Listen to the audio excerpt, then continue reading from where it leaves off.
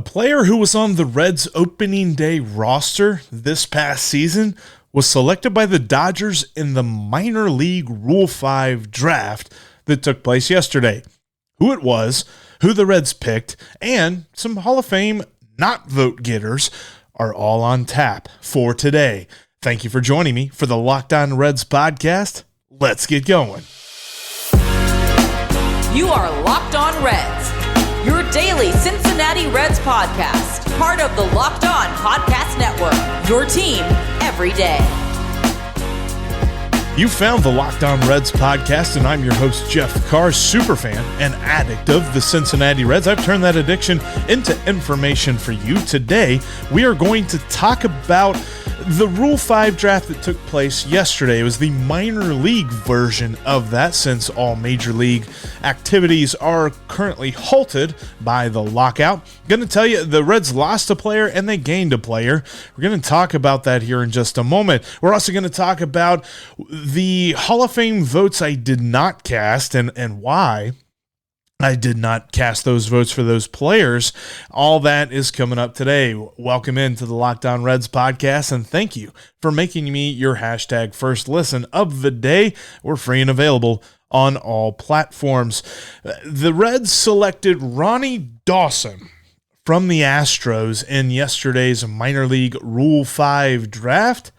More on him in just a bit, but the Reds also lost a player yesterday. Carson Fulmer was selected by the Los Angeles Dodgers in the second round of the minor league Rule 5 draft. This is interesting to me because I think the biggest thing you can think of when you're talking about Carson Fulmer leaving in such an unceremonious way, it is a continued indictment on the fact that garage sale shopping, when it comes to the bullpen, only gets you so far. In fact, Carson Fulmer is a good example of this. We're talking about a dude who was on the roster for opening day. The Reds thought that they could entrust him with some bullpen innings and with some key situations in which they needed to win some games. And in fact, his first 10 innings, his first 9 appearances, 10 innings total, he was living up to that. He only gave up 1 earned run. In fact, I remember back, and I was trying to pull the MP3 of this, but I couldn't find it, but I remember talking about Carson Fulmer deserving a bigger role. Carson Fulmer deserving more high-leverage situations. Yeah, fun to think back on some bad takes like that. Dude, in his 10th appearance, so his first 10 innings pitched, like I mentioned, 1 earned run allowed total. He was phenomenal, and he didn't allow that many base runners even during those first 10 innings. Then his 10th appearance, everything blew up. He gave up a 2-run home run to David Peralta, and the wheels fell way off, because in his next 10 appearances that the Reds gave him, his final 10 appearances as a Cincinnati Red, only 3 of those were clean. Only 3 of those did he keep the opponents off the scoreboard. In fact, many of them, he gave up multiple runs. It was just not a good thing for him. And he was part of that whole Cincinnati idea. He was part of the thought process behind Derek Johnson going after guys who were former first-round picks, guys who he thought he could tap back into their potential and bring the best out of them. The thing of it was, the garage sale shopping that this turned out to be, those guys were good for a short period. I mean, some of them were a little bit longer. Like, you can look at guys like Heath Hembree, who I deemed him as the Reds' best reliever for the first half of this past season. And then the wheels just fell crazy off on him as soon as the All-Star break happened. So it was a lot of differing periods of time. But those are the guys that the Reds were like, hey, we don't have to spend money on these guys. I bet they'll be good. And for a moment, they pulled the wool over our eyes. In fact, I also remember a podcast where I sung the praises of Carson Fulmer, and I sung the praises of Cionel Perez. Yeah, I don't want to go too much further into that. But anyway, with Carson Fulmer leaving for the Dodgers, it's just another thing. I mean, maybe it's my fault. I pumped him up too much after the short period of time which he was good and overall not a very good reliever. But I just think that these flyers that the Reds took on these different bullpen arms that they were hoping that some of them were going to pan out, most of them didn't. And I think that it is very obvious that you've got to invest a little bit more into your bullpen. I'm not saying go out and pay as much as like the Angels are paying for Raisel Iglesias, or go out and pay as much as it will take to get like a Craig Kimbrell, but invest something. Don't go out and do nothing. Don't go out and find the guys who are bare minimum, league minimum, and say, that's our closer. That's the guy who's going to send us into the promised land. It's not going to work. It didn't work last year. It's not going to work this year either. So when this lockout subsides and when the CBA is brand new again and renewed and ready to go, don't come out of the gate firing with, hey, we just signed so-and-so to a minor league deal, and we just got that guy off waivers, and we just pulled this dude in for the major league minimum, and that's our bullpen. That's how we're going to replace the losses of Michael Lorenzen and Michael Givens, and we're going to continue to replace the losses of Raisel Iglesias and Archie Bradley. Nope. Not going to work. All right, coming up, the Reds did add a guy. They drafted a guy in the minor league Rule 5 draft. We'll talk about who that is in just a moment. Before we talk about that, though, I want to tell you about BetOnline.ag. It's the only online sportsbook that I trust, and you should too. Go there today and set up your profile with the promo code LOCKEDON. You'll get a 50% welcome bonus, and you'll get a bigger bankroll to get going. You can bet on great lines when it comes to the spread, money lines, or over-unders for the NBA, NCAA basketball, the NFL, as we're heading into the heading into the stretch run when it comes to making the playoffs. You've got bowl games coming up for college football. Great time of the year to get your bets in is bowl season, and you can make some cash off your sports knowledge at betonline.ag. Set up your profile again with the promo code LOCKEDON to get a 50% welcome bonus. Betonline.ag, again, the only online sportsbook that I trust. You should too.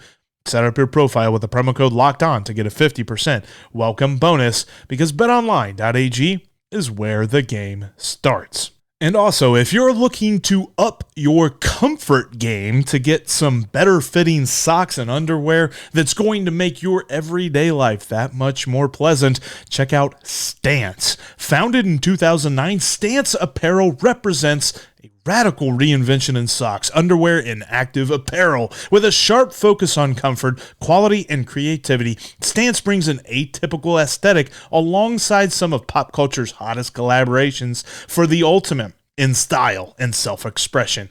Because everything you wear should be a direct extension of who you are and how you feel, Stance has a great collaboration when it comes to Major League Baseball. In fact, one of my favorite pairs of socks, I have a great pair of Joey Votto socks. If you put together your feet, you got Joey Votto in his batting stance, and it's pretty awesome. They are so comfortable. I wear them to just about every other Reds game I go to, unless I go to back-to-back Reds games because nobody wants to smell those feet. But they are so soft and comfortable. When you talk about socks, you always think of, yeah, just get something on my feet and I'll put my tennis shoes on.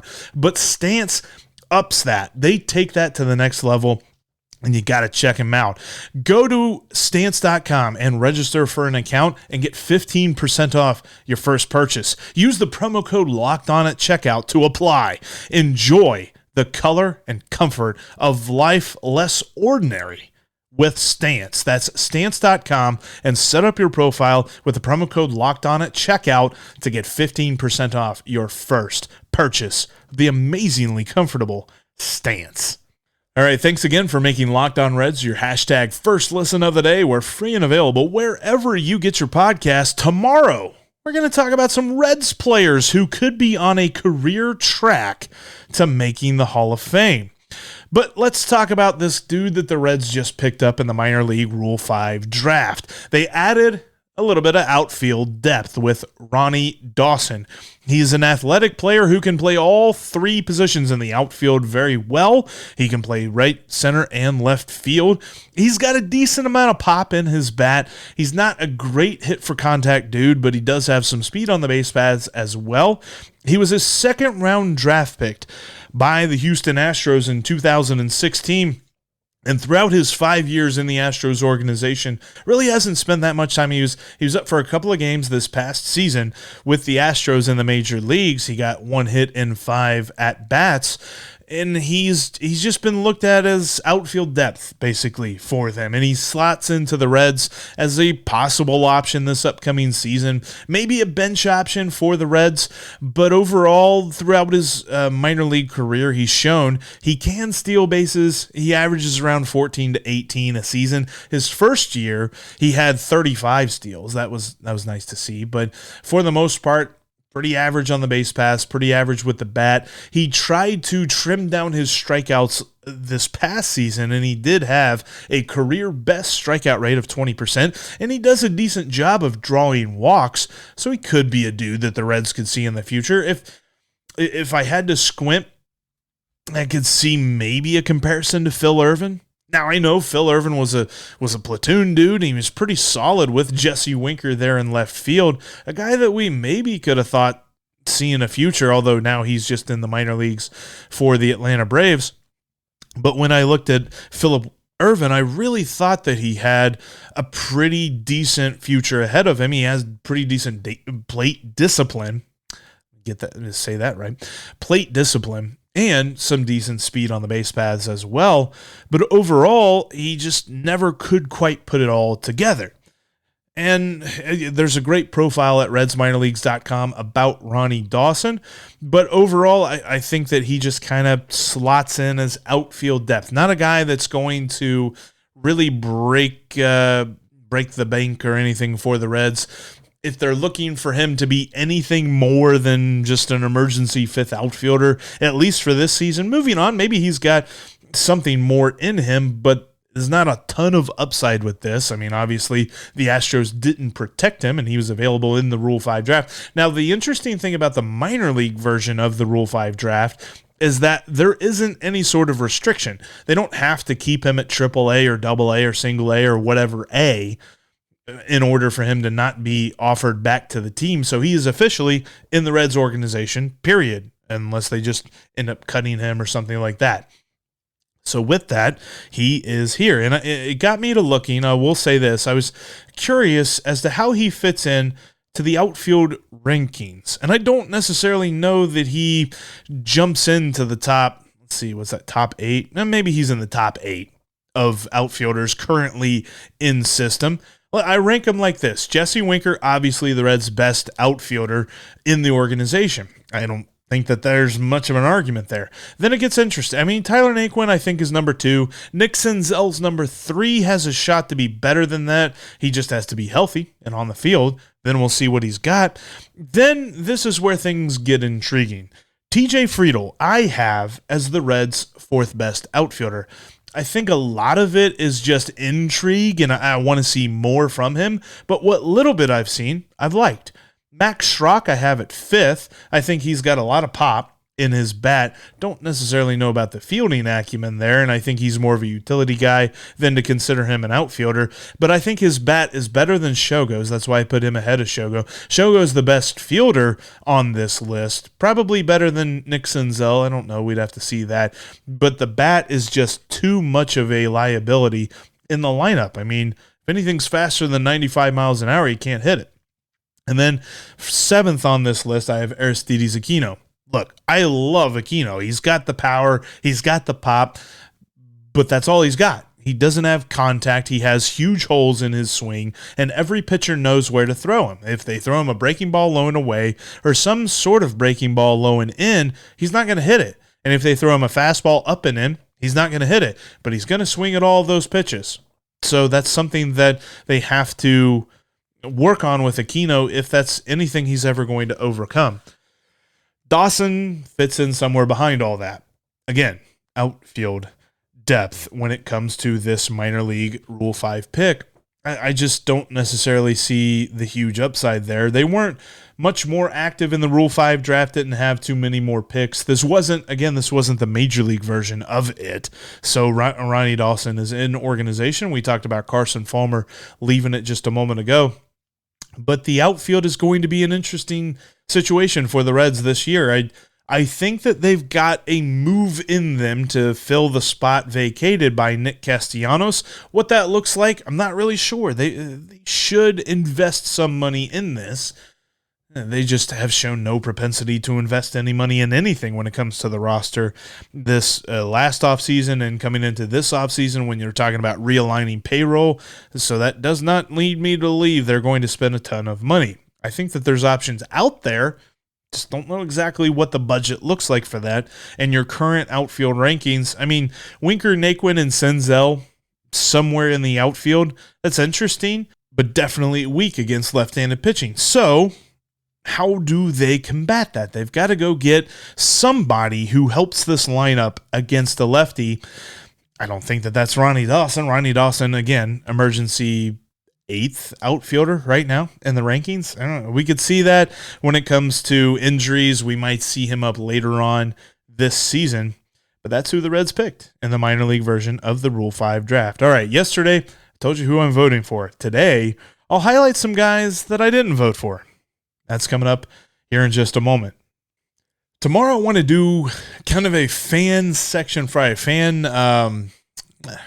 I know that Locked On Mariners calls this their Fan Fiction Friday, but I want to introduce something to you where you can submit trades to me on Twitter at Jeff Carr with 3 Fs or at Locked On Reds and just trade ideas for the Cincinnati Reds, whether it's, trading for Mike Trout, or you're trying to figure out a good trade for Luis Castillo or something like that. I want to hear what your take is, kind of like a fan GM segment. Maybe we'll call that. That'll be something that we do for tomorrow's podcast and be kind of a Friday segment thing that you can get involved with the Locked On Reds podcast, because I want you to feel involved with this, because we're just talking about the Reds. We're just having some fun.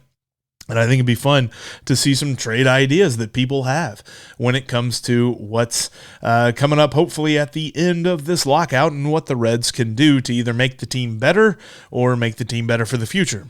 Whatever it is that you think that they will do, I'd love to hear your trades. And then I'll kind of give it a grade. That's something that Locked On Mariners does as well. So I'm kind of stealing their idea a little bit. But hey, I think that imitation is the sincerest form of flattery. All right, yesterday I talked about the guys that I voted for in the Hall of Fame, the players who were getting my vote, 10 guys that I voted for. Today, let me tell you about guys that I'm just not voting for at all. It wouldn't be a situation like they just missed my ballot. It's not a situation where I think that had I been able to vote for 11 or 12 guys that I would have voted for any of these. These are guys who just aren't on my ballot for different reasons. Sammy Sosa is one of them. I love Sammy Sosa, and it's not for the fact that he took steroids. I told you about that yesterday. In my opinion, because you took steroids, you should not be exempt from this. I know that some people say, well, steroids it gave more longevity to their career, but they still had to perform. Steroids did not make it so that they were good at baseball. Steroids did not make it so that they could hit the ball.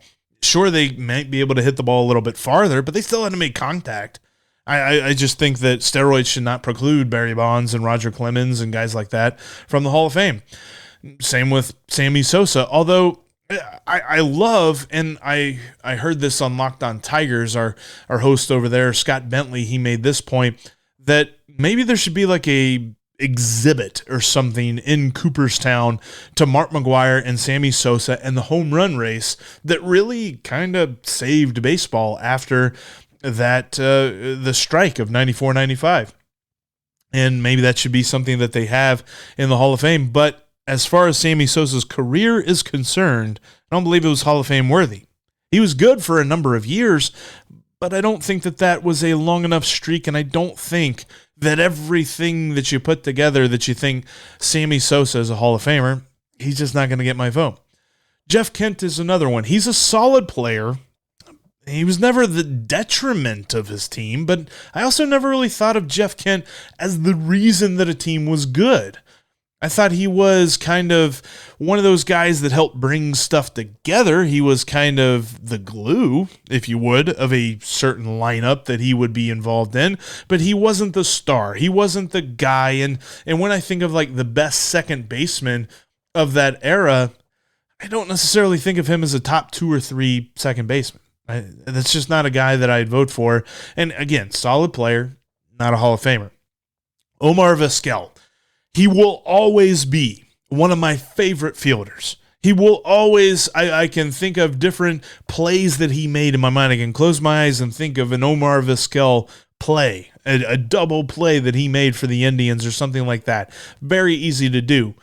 But his deficiencies as a hitter definitely can't be overlooked. And you're not going to make excuses. And a Hall of Fame player is not a guy that you make excuses for. And you're going to say, well, Jeff, you're making excuses for steroids. But I think performance-wise, like if you're looking at what he did on the field, and if you say, well, he was a good fielder, and I think that he was such a good fielder that you should overlook the fact that he wasn't a good hitter. That's not what I'm doing here. I'm not going to look at Omar Vizquel and say that his deficiencies at the plate can be overlooked in favor of his glove. I wouldn't vote for Omar Vizquel as a Hall of Famer.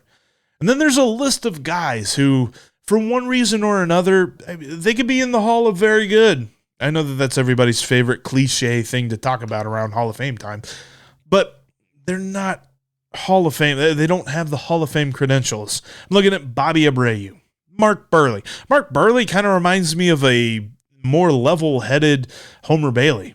And people think of his no-hitter and his perfect game, but overall, he was a solid pitcher, just not a Hall of Fame pitcher. Andy Pettit, he's got the playoff stuff, but overall, not a Hall of Famer. Torrey Hunter, all nice guy team, not a Hall of Famer. Tim Hudson, he was fine.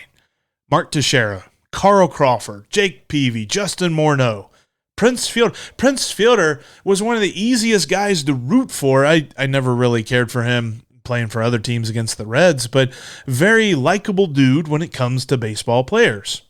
Not a Hall of Famer. Joe Nathan. Tim Lincecum. Tim Lincecum is a good example of a pitcher who was really, really good for a really short period of time. That's not Hall of Fame worthy for me. That's worthy of remembrance, not a guy that I'm going to forget, and that wacky delivery that he had, but it's not Hall of Fame worthy. Jonathan Papelbon. I think he was a solid closer. I don't think that he's anywhere near Billy Wagner, and I don't think he's anywhere near the Hall of Fame. A.J. Pierzynski, Ryan Howard, fine players, just not guys that I would vote for Cooperstown. And I think when you look at, especially when you look at like Ryan Howard, he was a very feared hitter. He was the kind of guy that pitchers didn't want to face for a short period of time, but I don't think he did it long enough. And then whenever the drop-off came, the drop-off was so severe that you almost forgot about him immediately.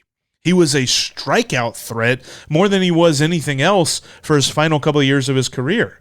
I don't look at that as anything that I'm voting for the Hall of Fame.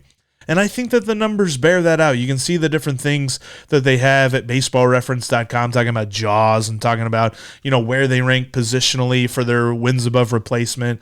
And a lot of these guys are just really, really far off the pace, like the Ryan Howards and A.J. Pierzynskis and Tim Lincecums, where it's like, yeah, they were pretty solid in most cases, but they weren't Hall of Famers. And there's not a year, and that's the thing with a lot of like first year on the ballot type players, that you will hear writers say like, yeah, I think he's going to get X percentage of votes and stay on the ballot, but he's not a guy that I'm voting for this year. Maybe I'll vote for him next year. I don't look at any of these players that way. These aren't guys that I'd be looking at next year and saying, yeah, I'll vote for this guy. Now, there are a couple of dudes who just missed my ballot who I would vote for next year. I'll tell you about them tomorrow, as well as we'll talk about the fan. I'm going to think of a different name for it because Locked On Mariners calls it Fan Fiction Friday. I'm not going to call it the same thing they do, but yeah, and then also talk about some current Reds who may have Hall of Fame careers. We'll talk about all of that on tomorrow's Locked On Reds podcast, but that'll do it for us here today. Thank you so much for watching. Thank you for listening. And thanks for making Locked On Reds your hashtag first listen. Now make Locked On Bets your second listen as Lee Sterling and your boy Q give you the information you need to make some cash at betonline.ag. That's Locked On Bets, just like Locked On Reds, free and available wherever you get your podcast. That's going to do it for us. Again, hey, it's the off season and it's the lockout, but we're Locked On Reds every single day.